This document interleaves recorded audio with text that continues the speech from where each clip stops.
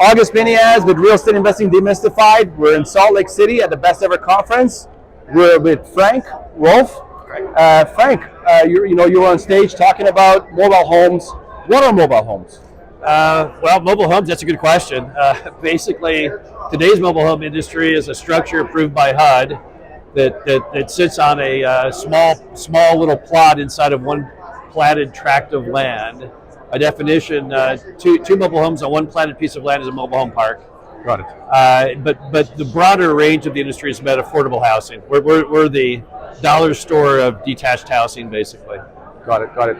Now, mobile homes have had some form of grief over the years because they don't seem sexy. Correct. Talk to us about the journey mobile homes have had. We're going possibly into a recession. Yep. Is it an opportunistic play? Is it an asset class that you could be in? You talked about Sam Zell investing in your asset class. Sure. Talk to us about that if you don't mind. Absolutely. First off, just for trivia for people, parks are actually an upscale product.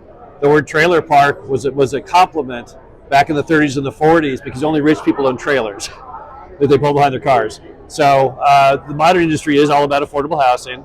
And what makes it intriguing to still have an opportunity is our lot rents are very, very low compared to other asset sectors. Our average lot rent in the U.S. is about $300 a month, whereas the average apartment's about $2,000 a month. So the ability to push the rents is a big deal. Our playbook is very small. We only have really 4 things you do as a mobile home park owner. You raise rents, you fill up your remaining vacant lots and homes, you cut costs, which is typically building back water, sewer, replacing the manager, and then you lower the cap rate by just making it nicer.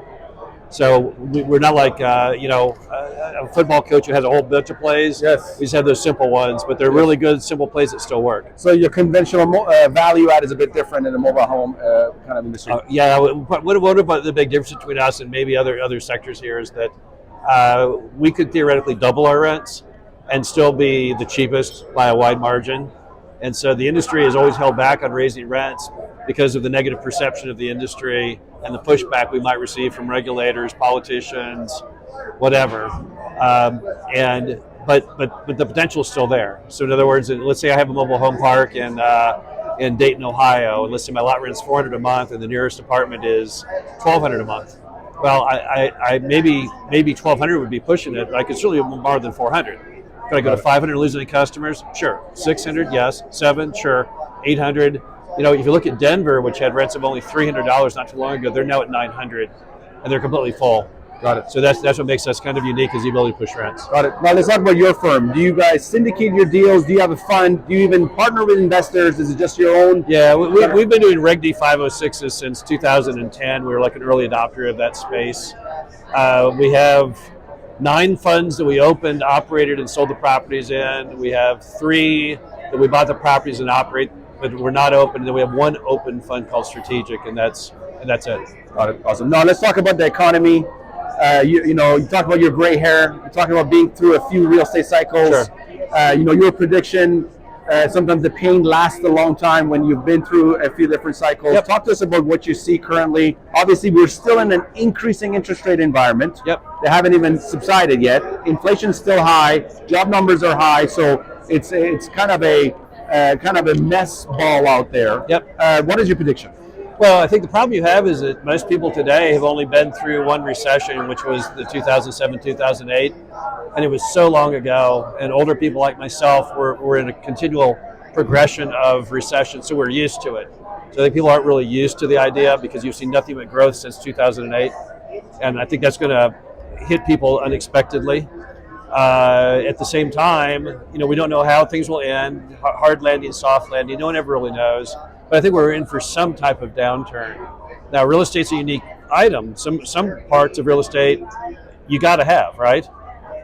You got to have housing. If you're a guy like me who collects a lot of junk, you got to have some self-storage in there. But then you have other things like office and retail, which are proving to be a real problem because they don't know what to do with them. So, I think you need to choose your sector very carefully and stick with things that people have always demand for, and not things that are luxury items or strange items like that. Basically just stay right in the middle. Just like don't go on the fringes. Just stay right in the middle. Now, out of curiosity, there's always been a question for me. As an investment group, as someone who's been hyper focused on one asset class, Yeah. what is the reason, or the alternative of not deviating or not focusing on other asset classes when you've done so well in one asset class? Why not go and invest in multifamily? Why not invest in industrial? Yeah, and I think the problem is that, for one thing, when you're as hot and heavy into an asset class as we have been, it's really hard to handle the distraction from that. It's like my veterinarian in my small town. He was redoing a building along the old highway, and someone asked him, "Are you going to make it back into a commercial space, or are you going to look?" He's like, "No, the distraction from my veterinary business would cost me more money than anything that thing would make selling hot dogs along the highway." So we're kind of all into mobile home parks because I guess that's just the way my partner and I operate. And at the same time, also, I've not seen anything that really attracts me. And I was the same way when I had my billboard business, which I owned and sold in '96. I just did billboards, and people would say, "How come you don't do apartments and other things?" And it's like, well, because I haven't seen any yields I like as much as the billboards. Got it. So Got it. It's kind of a twofold thing. Last couple of questions for you. Sure. What is your advice to a newer syndicator group? Obviously, this is a conference here. There's a lot of people who want to start in this space, syndicate deals. What is your advice to them right now looking to enter the market? Should they stay on the sidelines? Should they be opportunistic and enter the market if they find a good deal? What is your advice? Well, that's going to depend a lot on the operator, right? I mean, to do syndication, first you have to have that portfolio piece. You got to have done at least one property well, kind of as your test case. And you're going to find there's a lot of people out there who are very unhappy with the traditional investment models. Because even right now, even with treasuries paying 4%, you're still not even tracking inflation, right? So you can't just do the boring stuff. Like, you can't just buy bonds, and you can't buy stocks. And no offense to Warren Buffett and others, but if you look at Buffett's career, he had a series of very small, brilliant moves early on that really have paved the way to where they are. So I don't think when people always think into the past. I mean, the past is great. I read a lot of history books, but history doesn't always exactly repeat itself. Yes. And so you got to stay nimble. Yes. And you'll find there's a lot of people out there who are looking for nimble ideas because they're very unhappy, and they can see into the future, and they can see that stocks. No one is forecasting any kind of bull market coming up.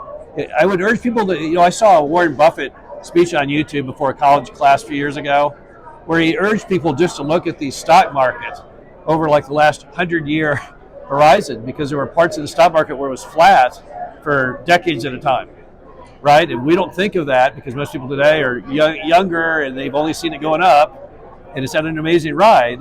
But typically when it has an amazing ride up, it has an equally bad ride down, and then it stays flat for decades at a time. Yes. So I think there will always be demand for alternative investments, but they have to make sense. Yes. And I think the fact that now treasuries do pay 4% or whatever, that's making people more focused on from a risk-adjusted perspective that investment is at least safer or has a better likelihood of working. Yes. But it's not a bad time to start a Reg D if you've got the basic material to do it. Got it. I think you've answered the last question here. What is your advice to LP investors who are sitting on the sideline, who have some cash in the back, high-income earners, that cash is eroding away to inflation? Should they look at alternative investments in their real estate ecosystem? Well, first off, like any good investor, you want to be balanced. You want to have a portfolio of things. You wouldn't put all your money in one stock. You wouldn't put all your money in one bond.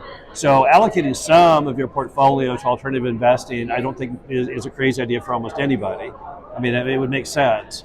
If you're going to do alternative investing, I would have to want to really believe in that sector. I mean, I really believe in mobile home parks, and there's people who really believe in apartments and storage, but you have to really believe the narrative yourself that you think it makes sense.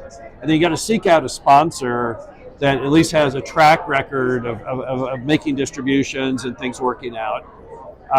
When you look back at some of the great investment plays that people did, like, Warren Buffett missed out on Microsoft, he missed out on all kinds of stuff, and probably because the investor was new to the sector. There are opportunities in that. You just have to really believe in the sponsor, right? Too many people go out there and open syndications by giving an elevator pitch of what somebody else did or why this sector is great without any qualifications. But you need to see through that and make sure you really trust that niche and then trust the sponsor. Awesome. Really appreciate your time, Frank. Maybe you can quickly tell our audience what's the best way to connect with you. Oh, yeah. You can always find me at our website, mhu.com.